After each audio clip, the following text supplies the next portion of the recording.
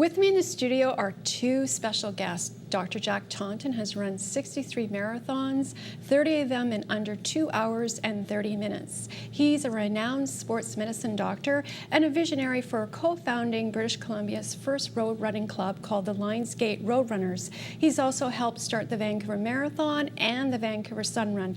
Also joining me is former Olympian Lynn Kanuka, who won a bronze medal in the 3,000-meter event at the 1984 LA Olympics. She's also a professional running coach. Welcome to the show, both of you. I'm excited. And thank you. Today's topic, we're going to talk about bone density, how important it is to have healthy bones as runners, I guess, all athletes. Well, it's critical. And certainly, for Lynn and I, and as we've seen the volume of runners increase, we always had a concern about the female athlete in terms of their nutritional intake and the mileage.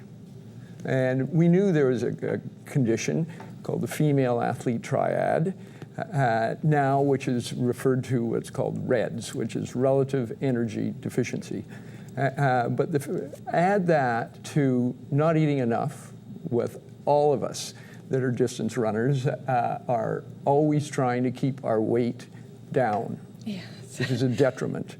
And with that, for the female, if you get into an eating disorder, then your central gland, which controls all of our hormones, thyroid, cortisone, but it controls for the female, their ovarian output of estrogen and progesterone. If that drops because of the stress of too much running, not enough energy intake, your bones get thin. So that's osteoporosis, and with that, you get stress fractures. And so we see too many, and Lynn will talk to us about her career and athletes that she works with that are on our national team, and other individuals that are training for the Sun Run, which we've just had, the marathon, which Lynn is obviously very involved in. Yes.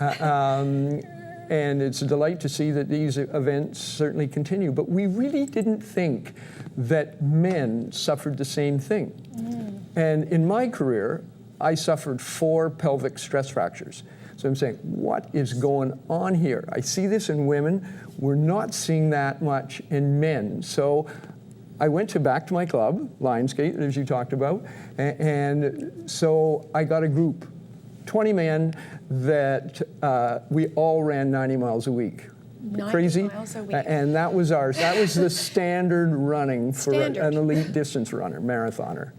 And we had done that for 10 years. Took another group, 20 of them, running 10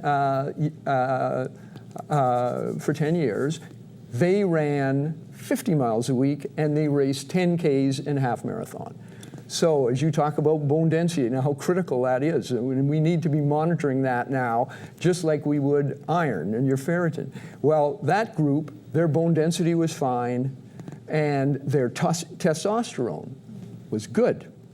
My group and our group, our bone density was low, borderline on osteoporotic, and hence the stress fractures, and our testosterone was very low. So there was nothing in the literature about this. So learning from the women, I'm saying, okay,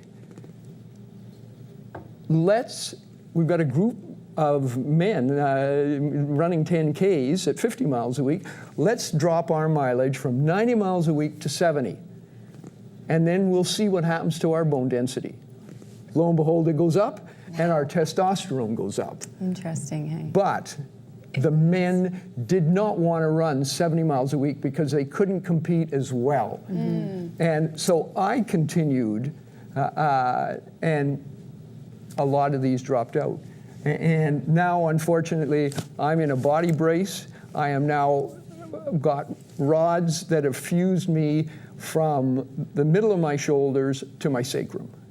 With 24 3-inch screws, I don't want to see this happen to anybody else. And I permanently have no testosterone. because it's stress at running, stress at work. And I'm a great example of that. Now, Lynn can tell us about her Jack, career. you're inspiring in your ability to keep coming back and holding everything together. You know, and we're talking about a few different things here in the sense that young folks competing in the Vancouver Sun Run, the BMO Vancouver Marathon, the high performance athletes that we're talking about, which of course I was one of those. You're invincible when you're in your 20s and early 30s, when you're in your prime as a runner. So you push the envelope in every way. And the trick between coaches and athletes is figuring out the right balance, the right mix to keep you healthy. At the same time, you know, that fine line of teetering on the edge of amazing performance and injury. And in this case, stress fractures is what we're talking about. Right. We try to eat well. We have so many, you know, dietitians and supportive people on our teams to try to keep our athletes healthy. Nevertheless, we do push, and I was one of those. I probably had a stress fracture or two every year. And I did figure out that I couldn't handle those 70, in my case as a 1,500 meter, 3,000 meter runner. Mm-hmm. I didn't do the marathon mileage, but I still did a lot less sort of pavement running compared to my competitors, and I had to bring in cross-training elements in order to stay healthy. Lynn was the first, literally the first international athlete to pool run. Yes. And we know now, and Lynn knows now, in terms of how critical calcium is, and that's 1,200 milligrams of elemental iron just so we can get it in, and 2,000 international units of vitamin D. I popped mine this morning.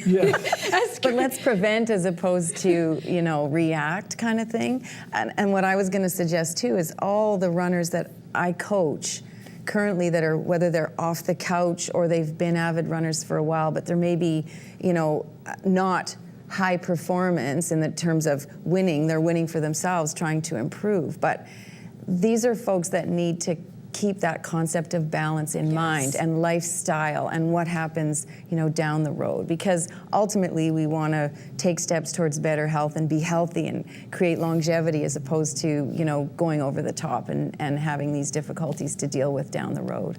Right. Well said, and I want to thank you very much for coming on the show. I'd like Oh, to have no, you was back. that it?